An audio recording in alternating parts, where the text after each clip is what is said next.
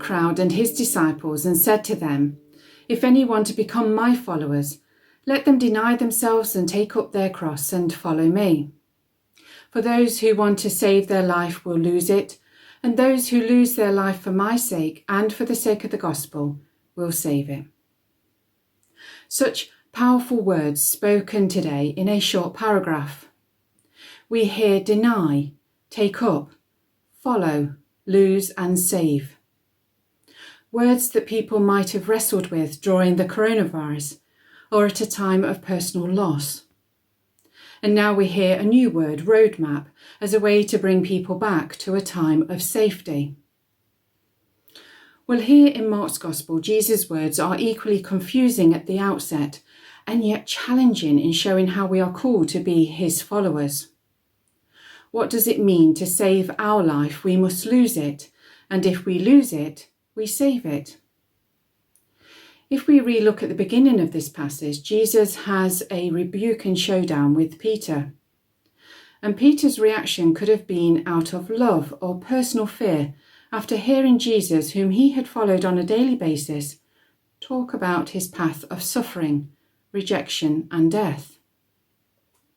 Would his fate been the same if he followed Jesus' path in his discipleship? Perhaps Peter is not ready to give or give up what it takes to follow him. Jesus is offering salvation, but perhaps Peter is looking for security instead. I wonder what we are seeking, to be saved or to be safe.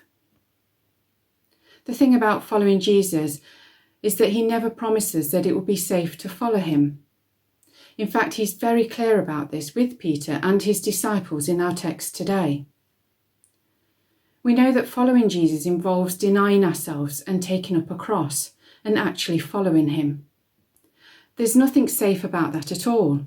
It's risky. But Jesus is talking about saving our lives when we stop hanging onto our safety. If we think about the ways that we give of ourselves, our money, our time, our talents, we are usually willing to give so long as it doesn't make us change our usual patterns and behaviours. We serve, but within our comfort zones. But Jesus doesn't see it this way. To live, you must get rid of your safety nets. Unless we give up what we're holding on to so tightly, we won't be free to take up the cross that Jesus is offering to us. And we want to take that cross, though it seems hard to bear. Because if we don't take up that cross, there is only so far that we will be able to follow Jesus, and so far he can travel with us before our paths must part. His path leads to the cross and beyond, to salvation, wholeness and life.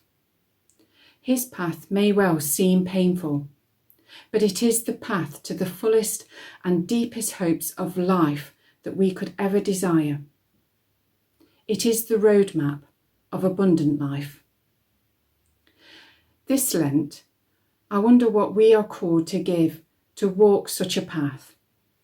Keep safe but unsatisfied, or be safe, which is a risk worth giving everything for.